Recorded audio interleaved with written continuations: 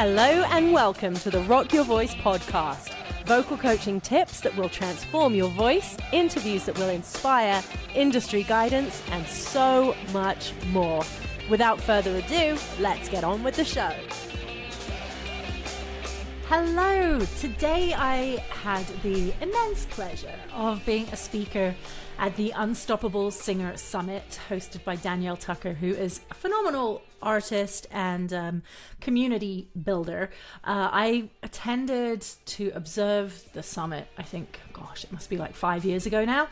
And then I was invited to speak the following couple of years. And then, today was my third time speaking at the summit, and they had some incredible speakers. It really was an honor to be in the lineup with some people that I've really admired and looked up to for many years. But I wanted to share my talk with you, my loyal audience, today. And also what I'm going to do is I'll put a link in the show notes. If you did want to check out the summit, it's a small investment. I can't remember exactly how much, but it's not a big investment, but you get access to all of the sessions from this summit as well as the previous 4 years. So I'll put that link in there if you're interested in seeing my sessions and of course the sessions by some coaches, mentors, and artists who are absolutely phenomenal. All of that info will be in the show notes. But today I want to cover my talk that I shared, which was 3 mindset shifts to go from singer to bookable artist. The reason I chose this topic is because it's been coming up so much with the artists I'm working on in my artist development program. It came about, the artist development side of things came about because I've been coaching voice for so long. And although there is sort of an area of my coaching where I work with people who are already touring, recording, on the road. They're already in their careers. They're living it. They're doing it. So I kind of help those guys with stamina, vocal health, prepping for tour, like strategy for how to approach your live show and everything from a vocal health and a vocal stamina perspective. So there's that area, but then there's also the area of singers who I've worked with for a while and then realized these guys have so much potential, and people who are kind of dabbling, maybe open mics, a few gigs here and there, and aren't quite stepping in fully to the role of artist, because maybe it's more of a mental block than actually not being ready. So this kind of came about from a little bit of positive frustration. I should coin that phrase because it's basically how I live my life. It's frustration sounds so negative, but it's positive frustration is okay, why are you not doing what you potentially could be doing? So this came about from that, where it was we're working every week. You're doing really well. You're smashing your goals. You're hitting your milestones. You're doing all the things you need to be doing from a learning perspective as a singer. Why are you not out on stage writing your songs or creating a space for yourself as an artist and as a musician? So that's where I kind of evolved from just voice coach to artist development mentor, and I absolutely love it. It's a huge passion for me. Just seeing people step into their success I just enjoy it so much. And then you back that up with solid vocal and performance skills, and it's just the funnest space to be in. So that's also what I do, as well as I did just recently launch the Artist Development Network. So you've probably heard, if you listen to the podcast, about my voice coaching club where we meet every week and we do all the voice training. I've added on once a month, we're going to meet and do artist development stuff. And this coming Wednesday, so today is April the 23rd, 2026. If you're listening this next week, we're going to be doing reviewing EPKs, which is your electronic press kit, which is kind of your calling card to get gigs and get opportunities and get yourself out there. So we're going to be reviewing electronic press kits, and if you're just getting started building one, this is going to be a brilliant space to start doing that. And I'm going to talk about those in this podcast and how and why they're necessary to actually do that shift from singer to a bookable artist. But yeah, I'll put the links in the notes as well to join the Artist Development Network if you want to. It's a monthly membership, and it's going to be a very interactive community that's active throughout the month, but we have our live meetups every month.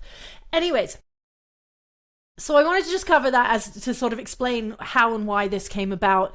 But yes, the topic is coming up a lot with the artists I'm working with about how to go from learning how to sing and taking all of these amazing skills, as well as potentially you're writing music or you're performing a fair bit, but you want to actually start generating some significant revenue or making it your full-time job or a good supplementary sort of part-time income, or getting out there and performing live because it's just what you absolutely love to do. So let's discuss this. So shift number 1 is to go from preparation, which is from proving myself, to building myself. So this is kind of the behind the scenes stage. This might be where you're at if you're not out there gigging very much yet, or you're not making a lot of money from gigging yet. So the mindset here, the old mindset, you might be in a state of sort of, I need to be better before I'm allowed to be seen. Very common. A lot of imposter syndrome lies in this area, or once I'm good enough, the opportunities will come. And that's a very sad, risky space to be in, because there are a lot of incredibly talented singers, songwriters, artists, performers out there, and the opportunities do not come because the fun part is you have to create the opportunities. You have to be ready for that. And this is a bit of a detour, tangent here.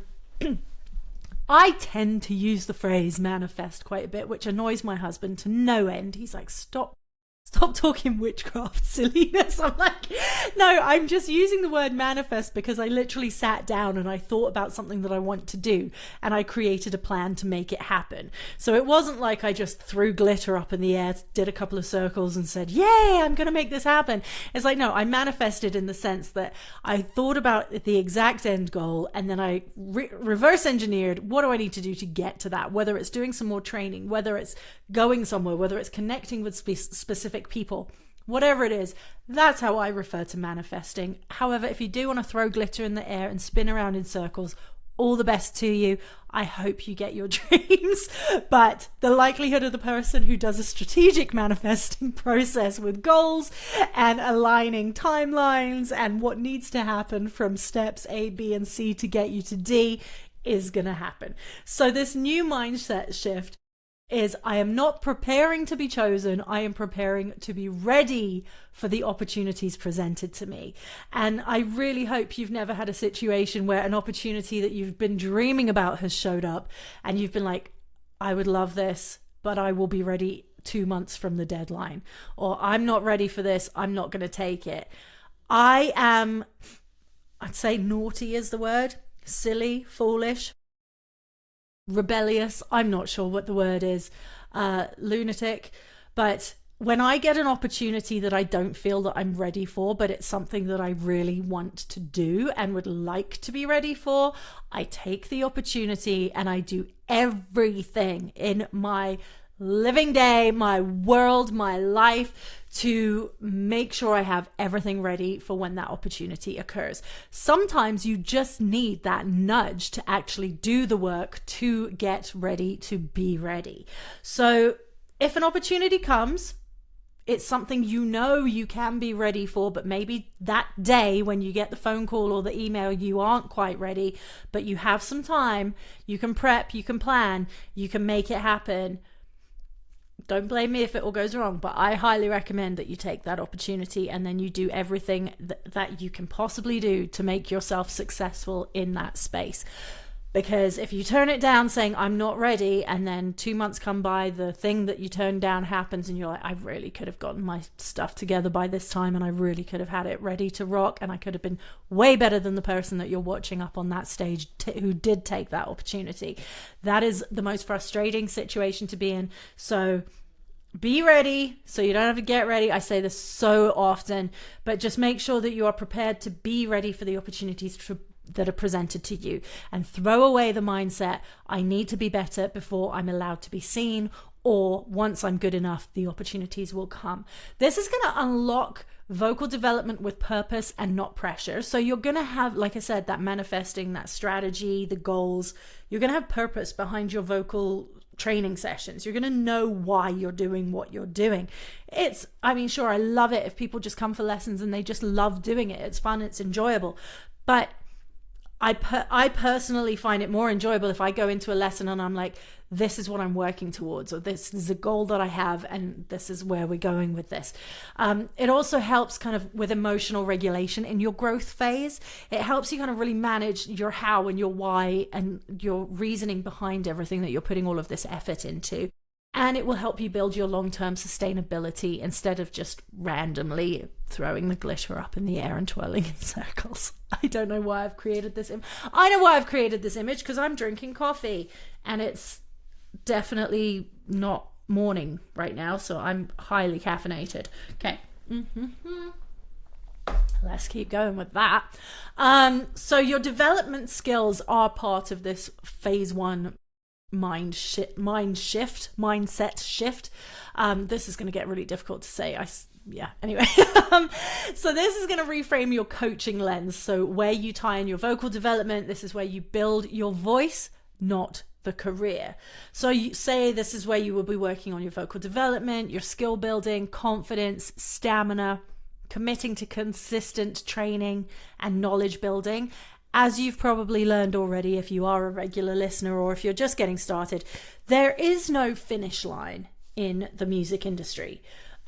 You can be the best singer that you think you know, but you can still get better. You can always be improving. You can always be learning about the industry. You can always be improving songwriting, performance, all of these skills.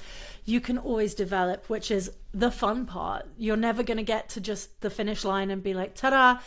But the sad part is you don't get to a finish line and you don't suddenly open the doors to all of these gigs or a full-time job or something that's totally reliable as a performer. You're now kind of on this treadmill, if you will, of pitching yourself and making the connections and building your community and promoting yourself and getting out there. So that's kind of where things go. And then that's just going to grow and grow and grow. And there's never a finish line there either. So if you're the type of person that needs a beginning, a middle, and an end, this probably isn't the right industry for you.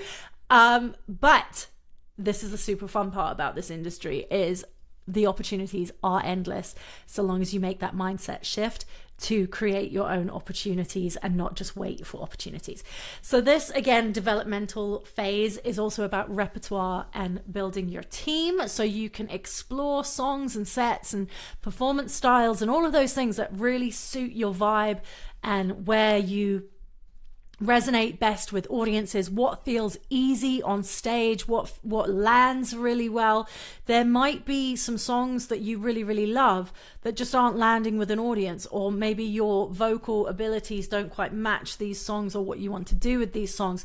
Don't be afraid to take a path of least resistance and follow what you're really good at, what feels nice and easy and effortless and comfortable and audience love watching. Don't resist that. If there's something that is like, I'm just knocking every song out of the park, the audience loves this, I never thought I was supposed to be singing this genre, but this is all coming into alignment. Maybe you need to revisit kind of what you've been thinking of yourself as an artist. Maybe you need to explore some other opportunities there. Don't get too hung up on something that you have been thinking about. Like, blur the lines a bit. Don't be afraid to blur the lines with your creativity as an artist. However, be very intentional and very clear about who you are as an artist. If you're blurring the lines in the sense of like, I'm going to explore and I'm going to create something that is uniquely you, great.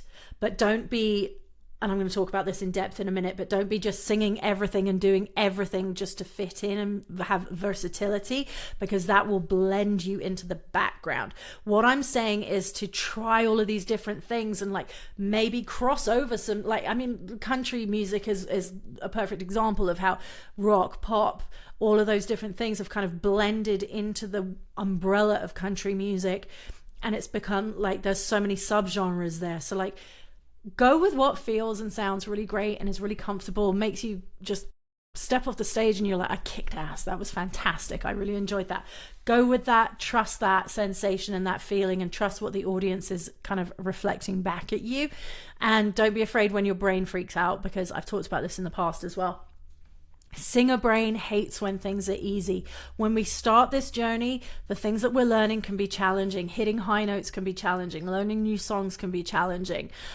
Getting on stage can be challenging. But then as you do these things more and you get better at them, it starts to become easier, and the brain is not used to that. So when you're in a state where this is just effortless, this is just easy, a couple of things can happen. You can start getting bored, which is my curse. The minute I've kind of stabilized in something, I'm like, okay, that's it, I'm bored, I'm off now. I'm going to start throwing sticks and spokes and making things way harder for myself anywhere I can. Or you just kind of get it to a state where your brain kind of panics and is like, this can't be right, I cannot be doing this correctly, because it feels like the struggle is gone. So when the struggle is gone, when it feels easy and effortless, take a deep breath,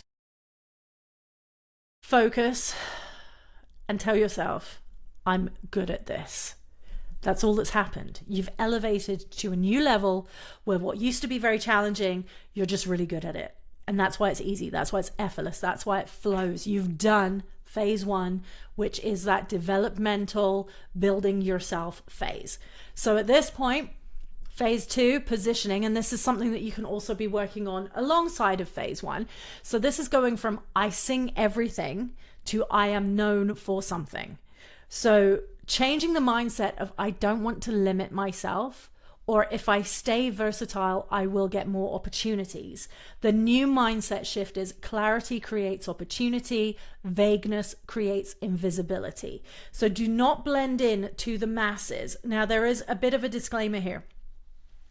If you're in a kick-ass corporate cover band, maybe you have sets and costumes and different things that it's like, this is the rock part, this is the pop part, this is the country part, this is, I'm in an ABBA tribute band, or I'm, stuff like that. Again, there's strategy involved. So it still isn't just like, I'll sing everything. It's like, no, I'm singing everything because this is part of the show. It's not just because I want to fit in and anyone please book me, help. The clarity is absolutely going to help you create opportunity. It's going to make it easier for people to book you because they're going to know exactly what they're booking. Like if you would imagine that you wanted to book an artist for an event and they said, I'll do everything. And they show up and they're doing like punk and thrash metal and like stuff. And you were actually like, oh, I thought I was going to get like harp music and a quartet. That's obviously a very extreme example. However, it's a clear example of like, just know what you do and be clear about what it is you do so that the gigs you book really suit you and the stage is right for you. And also it's great for the person booking you because they'll want you back if you're doing it right. So this is also going to unlock your artist identity and your artist development because your story is going to become clearer. Who you are as an artist is going to start to unveil itself. And just confidence in your storytelling.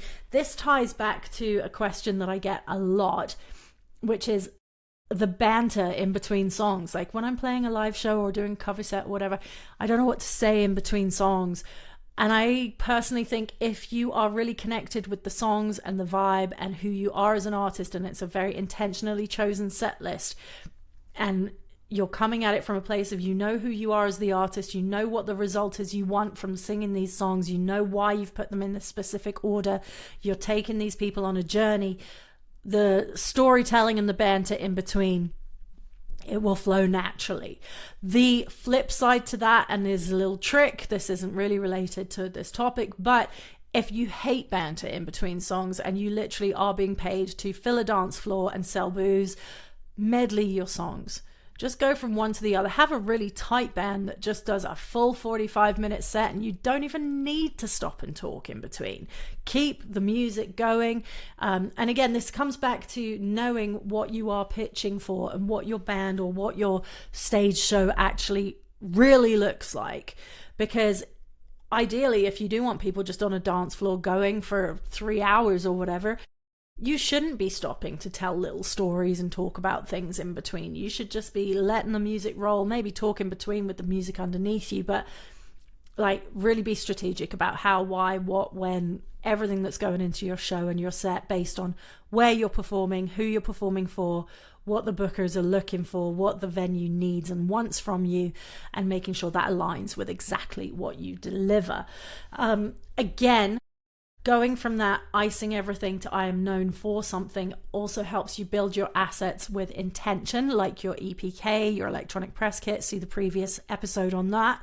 Your visuals, like what do your photos look like? What does your branding look like?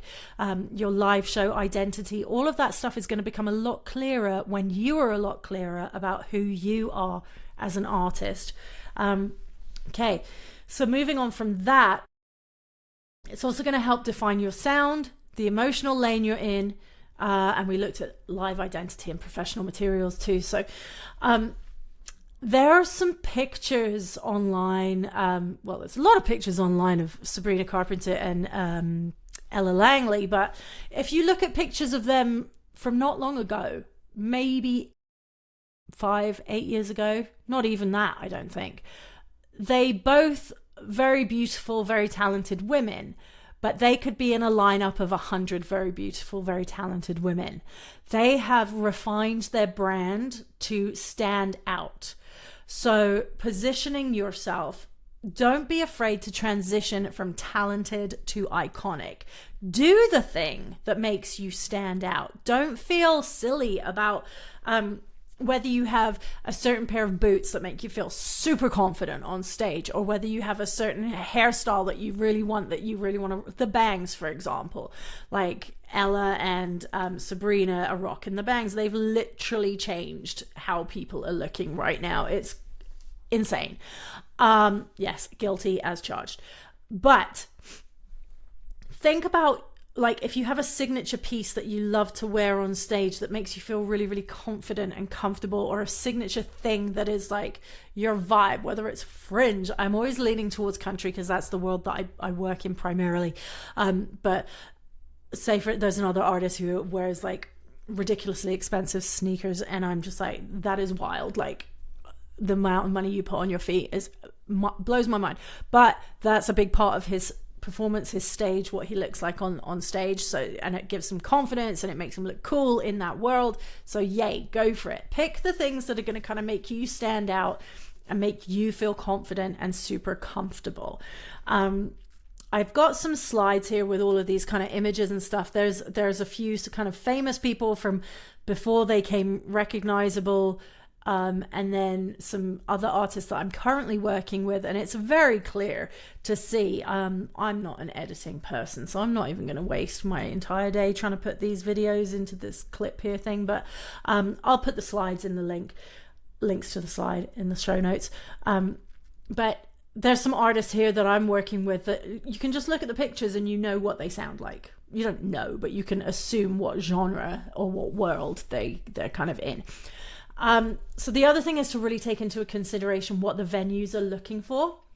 So again, not being the singer that says I sing everything or I play all kinds of music, because this knocks you out of the running when it comes to people wanting to book quick. Like, people booking don't have time to invest in you emotionally.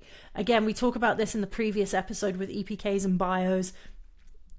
So many people, I've been singing since I was 5 and wrote my first song when I was 7. All of this stuff doesn't matter. You're not going to get on stage at your next gig and sing the song that you wrote when you were 7, I hope. But like, that's the point, right? Say what's relevant to now and all of that stuff. That's a different thing. But they need a clear and obvious choice when they're looking at who to put on their stages. So if you were singing since you were 5 and all of that stuff, that's nice, that's great, but they're not looking for an emotional attachment. They're looking for who is going to fill my venue, or who is going to come and buy tickets to see this songwriters round, or like, how am I supporting my business by hiring this person? So there's always a strategic outcome that is the end goal when you're getting hired, whether it's a festival, a songwriters round, a bar gig, a corporate event, wedding, whatever. They need to know who you are, what you do, and what it sounds like. So don't be afraid to give comparisons, because that will help people understand what you sound like if they don't know who you are or where you're from or anything at all. And if you compare yourself to a couple of artists who sound similar to you, nails it. There you go. They know now immediately. So keep that in mind.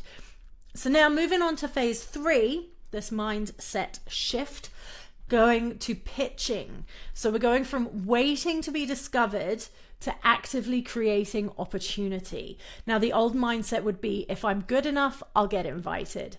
Danger Bay, get out of here, because so many people are not good enough and they are hustling their butts off and they are getting on all of the stages that you deserve to be on. But because you're sitting back and you're thinking, I'm good enough, someone's going to come and knock on the door in a minute, it ain't going to happen.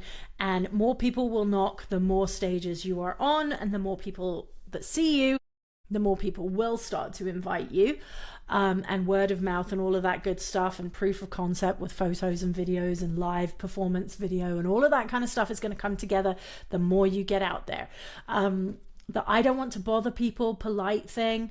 I know some people who are booking for some pretty significant venues, and they are just literally slammed. They're so busy. They might have seen your email once and they might have wanted to reply, and it might have just slipped their mind. Some people are hardcore, like, until I get a no, I will keep knocking on that door. Give it a few tries, and if nothing comes, then, you know, maybe cool off a bit. But like I said, a lot of the people who are really busy are just really busy. So don't give up immediately if you don't hear back. So the new mindset shift should be, I am in control of my career, and my career moves at the speed of my willingness to show up. So if you're not showing up, not a lot is going to happen. So again, it comes back to our glitter slinging, circle spinning manifestation here. I want you to be confident enough in your ability, which was phase 1, and that is your development and preparation. Now be ready to show up for yourself. You've put time, you've put money, you've put effort, all of these things into your career as an artist. Now it's time to show up and support that and tell people that you're ready and you're willing and you want these opportunities. So this is going to start to unlock the mindset of booking gigs intentionally, applying for festivals, showcases, gigs, grants, and funding too, right? Knowing that you're ready for this. Networking with purpose, not desperation. And for this, I recommend joining local, regional, and national associations. So, for example, here in Alberta, we have Country Music Alberta, and then we have the Canadian Country Music Association. So there are associations where there's some brilliant communities that support musicians in general. There's Alberta Music as well, which is more multi-genre. So do some research on the communities and associations in your area, and as well as like regionally and nationally. And you will be surprised, if you're nervous, if you're a bit shy, people are friendly. Musicians, you are a musician, you are like the other musicians. We're all a little bit quirky and a little bit weird in our own way a lot of times. And sometimes being out in public and in groups and stuff can be very overwhelming, but a lot of the time everyone wants to support everyone, and the people who don't, forget them. That's it. That's all. Like, find the people that want to support you, build your network, build your community. And again, that's kind of where I was going at the beginning with this artist development community. It's just so nice to have a home base to share the challenges that you're going through, share what you're working on, share your successes. Be like, hey, maybe one week we'll work on things like festival applications or something, and be like, I got approved to perform at this thing. It's so nice in the group when people are sharing. I'm doing this, I'm doing that. This has come together finally after all of my hard work. So being part of a community can be really, really rewarding and really fun. And you can meet some really cool people who might lead to like co-writing or sharing the stage for some gigs and stuff. And that actually brings me to another point. If maybe you are quite a unique artist, or you're having a really hard time booking gigs to sort of get going, you're just getting started, find some people in your network and be like, hey, do you want to put on a show? Let's see if this coffee shop will host us, or let's see if this small music venue, if the three of us come together, then maybe we have the potential to fill the venue versus just one of us alone, and we can each, you know, recruit from our following and fill the place. Like, let's put on our own show. And that's where you really need to use the opportunity to get photos, video, all of the promo promo marketing material that you need to step onto other stages. So this is just proof of concept that yes, I can sing on a live stage, I can fill a crowd, I can, work with a venue. It just shows everything about being a live performing artist, and you can get video and all the promo marketing stuff there, and just go from creating your own event to showcasing to other people that like, hey, I can do this, and see what you can get from that. And also it's great for community too. So that's kind of my 3 main shifts there. I will recap for you here. I'm just scrolling through my notes. So the first one is to go from preparation, from proving myself to building myself. The second mindset shift is going from icing everything to I am known for something. And then the third shift will be going from waiting to be discovered to actively creating your opportunities. Again, if you want to join the Emerging Artist Network, I will put the links in the show notes, or you can visit rocketvocalstudios.com/artist network. And we meet every month. It's the last Wednesday of every month. So check that out. Send me a message if you have any questions at all. But we'll be, every month we'll meet and we'll go through topics that are relevant to building your career as an artist, helping you go through all of these mindset shifts and getting you ready to book gigs, sell merch, do all the things that you need to do, and have you out there enjoying your career as a musician. So as always, here to help. Reach out if you need anything. And thank you so much for listening. I'll see you again next time.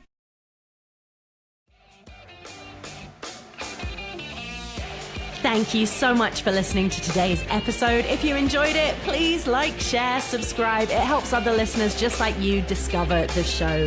Also, I'd love you to follow along on social media. It's Rocket Vocal Studios. That's ROCKIT Vocal Studios. If you have any questions at all, I am here for you and your voice. Email me, emma@rocketvocalstudios.com. Would love to chat. If you ever want a session, if you want to nerd out about the voice, I am here for you. Thank you so much for listening, and have a great day. We'll see you next time.